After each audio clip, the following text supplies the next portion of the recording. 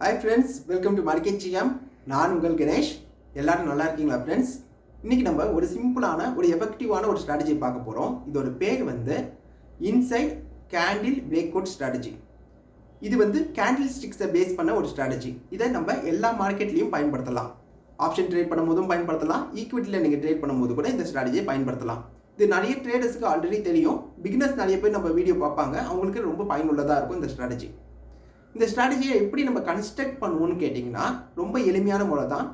First மார்க்கெட்டில் ஒரு பெரிய கேண்டில் வந்து ஃபார்ம் ஆகும்.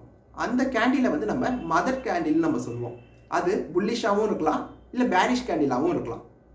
அது அடுத்ததாக ஒரு கேண்டில் நம்மளுக்கு ஃபார்ம் ஆகும். அதோட ரேஞ்சு வந்து இந்த மதர் கேண்டிலுக்கு விட சின்னதாக இருக்கும். அதாவது ஐ லோ இருக்குது பார்த்தீங்களா, அந்த ஐ லோ வந்து இந்த மதர் கேண்டிலோட ஐ லோவுக்கு உள்ளேயே இருக்கும். அதை தான் வந்து நம்ம இன்சைடு கேண்டில் நம்ம சொல்லுவோம். இதுக்கு அடுத்ததாக 3வது இல்லை 4வது இல்லை 5வது கேண்டில் ஒன்று ஃபார்ம் ஆகும். அந்த கேண்டில் வந்து இந்த இன்சைடு கேண்டிலை வந்து பிரேக் அவுட் கொடுக்கும். மேலேயோ இல்லை கீழேயோ கொடுக்கும். கீழே கொடுத்துச்சுன்னா நமக்கு செல் அடிக்கிறதுக்கான என்ட்ரி கிடைக்குது. மேலே பிரேக் அவுட் கொடுத்துச்சுன்னா பை பண்ணதுக்கான என்ட்ரி வந்து நம்மளுக்கு கிடைக்குது. டார்கெட்டை வந்து எப்படி போடணும் என்பதை நான் ட்ரேடிங் வியூவில் சொல்லும் போது நான் உங்களுக்கு சொல்கிறேன். அப்போ சொன்னால் உங்களுக்கு அது புரியும், அந்த டார்கெட் எப்படி போடணுன்னு. ஸோ இதுதான் இந்த ஸ்ட்ராட்டஜி. இதோட லாஜிக் என்னென்னா, மார்க்கெட்டில் ஒரு பெரிய கேண்டில் வருதுன்னா மார்க்கெட் வந்து ஒரு வேக்கம் வந்து கிரியேட் ஆகும். பொதுவாக மார்க்கெட்டில் வந்து ஒரு பெரிய கேண்டில் வரும்போது அது வந்து சில நேரங்களில் பெரிய ஒரு புல்லிஷ் கேண்டிலோ இல்லை பேரிஷ் கேண்டிலோ வந்து ஒரு வேக்கமை கிரியேட் பண்ணும். சில நேரத்தில் அது ஒரு ட்ரெண்டோட பிகினிங்காகவும் இருக்கும். ஓகேவா? இதுதான் பேசிக் லாஜிக். இதுக்கு அடுத்த கேண்டிலில் வந்து என்ன நடக்கும்னா, ஒரு டிசிஷன் எடுக்க தெரியாது ட்ரேடர்ஸ்க்கு. வந்து நமக்கு வந்து அடுத்து நம்ம போகலாமா, அது ஒரு வேக்கமா இல்லை அது ஒரு ட்ரெண்டுக்கான பிகினிங்கானு தெரியாது. அப்போ ஒரு இன்டிசிஷனாக இருக்கும்.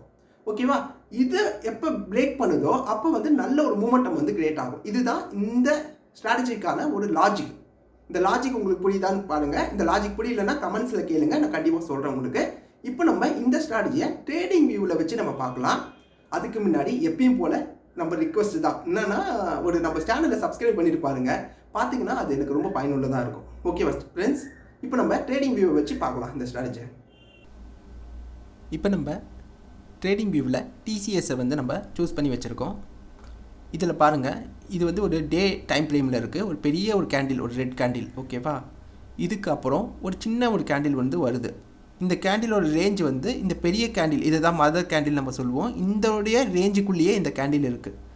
இதுக்கு அடுத்ததாக வந்த கேண்டில் வந்து இது பிரேக் பண்ணலை. இந்த இன்சைடு கேண்டில் பிரேக் பண்ணலை.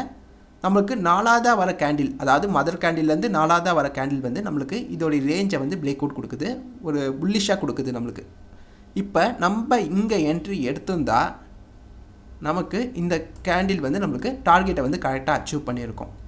நமக்கான ஸ்டாப் லாஸ் வந்து எங்கே இருக்கணும்னா, இந்த கேண்டில் இருக்குது பார்த்தீங்களா, இன்சைடு கேண்டில், அதோடைய லோ இருக்குல்ல, அதுதான் நம்மளோட ஸ்டாப் லாஸாக இருக்கும். ஸோ இது வந்து நமக்கு ஸ்டாப் லாஸாக இருக்கும் பை பண்ணும்போது. அதுவே செல் பண்ணும்போது நமக்கு அதோட ஐ வந்து நம்மளுக்கு ஸ்டாப் லாஸாக இருக்கும். ஓகேவா? இப்படி தான் நம்ம ஸ்டாப் லாஸ் வந்து போடணும். இந்த ஸ்ட்ராட்டஜியை ஃபாலோ பண்ணும்போது நம்ம எப்படி டார்கெட்டை போடுவோம் பார்த்தீங்கன்னா, டார்கெட் போடும்போது இதோடைய ரேஞ்ச் இருக்குது பார்த்தீங்களா, இந்த இன்சைடர் கேண்டில் இருக்குல்ல, இதோட ரேஞ்சை வந்து மெஷர் பண்ணிக்கோங்க. இது வந்து ஒரு 113 இருக்குது. இந்த 115 நம்ம வச்சுக்கலாம். ஸோ இந்த 115 டபுள் பண்ணிக்கோங்க. டபுள் பண்ணிங்கன்னா உங்களுக்கு வந்து 225 வந்து நம்மளுடைய டார்கெட். குறைஞ்சது வந்து ஒரு 200 வரைக்கும் வந்தால் கூட நம்மளுக்கு ஓகே தான். ஸோ 225 வரைக்கும் போச்சுன்னா நம்மளுக்கு கரெக்டாக இந்த டார்கெட் வந்து நம்மளுக்கு அச்சீவ் ஆகிடுது. இந்த இடத்துல நம்மளுக்கு டார்கெட்டை வந்து நம்ம ஹிட் பண்ணுவோம். ஸோ நமக்கு வந்து 1:2 வரும். இப்படி நம்ம பார்த்தோம்னா இந்த ரேஷியோ வைஸில் 1:2 வரும். நம்ம ரிஸ்க் எடுக்கிறதுக்கு நம்மளுக்கு டபுள் மடங்கு நம்மளுக்கு ப்ராஃபிட் வந்து கிடைக்கும். ஸோ நான் வந்து 1:2 தான் ப்ரிப்பேர் பண்ணுவேன். நீங்கள் 1:3 கூட நீங்கள் ப்ரிப்பேர் பண்ணலாம். ஆனால் நீங்கள் பேக் டெஸ்ட் பண்ணி பாருங்கள். இந்த மாதிரி விஷயம் வந்து உங்களுக்கு கரெக்டாக ஒர்க் அவுட் ஆக தான் பாருங்கள். இது கரெக்டாக ஒர்க் அவுட் ஆச்சுன்னா, இந்த ஸ்ட்ராட்டஜி வந்து உங்களுக்கு அந்த ஸ்டாக்கில் இல்லை இண்டெக்ஸில் உங்களுக்கு கரெக்டாக ஒர்க் அவுட் ஆச்சுன்னா, இதை நீங்கள் அந்த ஸ்டாக்லேயோ இல்லை இண்டெக்ஸ்லையோ நீங்கள் பயன்படுத்திக்கோங்க. ஈக்விட்டி மார்க்கெட்டுக்கும் இது ஒர்க் அவுட் ஆகும். நமக்கு ஆப்ஷன் ட்ரேட் பண்ணும் போதும் இது வந்து நம்மளுக்கு ஒர்க் அவுட் ஆகும். இதோட பேசிக் லாஜிக் வந்து நம்ம முன்னாடியே சொன்ன மாதிரி தான். ஒரு பெரிய கேண்டில் வந்துச்சுன்னா அதுக்கு அடுத்ததில் வந்து ஒரு இன்டிசிஷன் வந்து ஃபார்ம் ஆகும். ஏன்னா மார்க்கெட் வந்து அதோடு முடிஞ்சிடுச்சா, அந்த ட்ரெண்ட் வந்து அதோடு முடிஞ்சிடுச்சா, இல்லை அது வந்து ட்ரெண்டோட பிகினிங்கானு வந்து எல்லா ட்ரேடர்ஸுக்கும் வந்து ஒரு கன்ஃபியூஷன் இருக்கும். அந்த கன்ஃபியூஷனை உடச்சிக்கிட்டு மேலே போகும்போது தான் நமக்கு வந்து அந்த சைடு வந்து நம்மளுக்கு கிளியர் ஆகும். அது எந்த சைடில் உடைக்குதோ அந்த சைடில் வந்து மார்க்கெட் வந்து கொஞ்சம் நல்லாவே மேலே போகும். ஸோ நமக்கு டார்கெட்டும் வந்து ரொம்ப பெருசாக இருக்காது, ஓரளவுக்கு சின்ன டார்கெட் வச்சு தான் நம்ம பண்ணுவோம். இந்த ரொம்ப பெரிய டார்கெட்லாம் கிடையாது. அதே மாதிரி ஸ்டாப் லாஸும் இதுக்கு சின்னதாக தான் இருக்கும். இதை வந்து நீங்கள் மல்டிபிள் டைம் பண்ண முடியும். ஒரு இன்ட்ராடே நீங்கள் பண்ணுறீங்கன்னா அப்போ ஒரு 5 மினிட்ஸ் கேண்டிலோ இல்லை ஒரு 3 மினிட்ஸ் 2 மினிட்ஸ் கேண்டிலோ வச்சு கூட நீங்கள் நிறைய வாட்டி இதை நீங்கள் ட்ரேட் பண்ணி பார்க்கலாம். ஓகேவா ஃப்ரெண்ட்ஸ், இந்த வீடியோ உங்களுக்கு பிடிச்சிருந்தால் லைக் பண்ணுங்கள், மறக்காமல் நம்ம சேனலை சப்ஸ்கிரைப் பண்ணிக்கோங்க. Take care, bye by.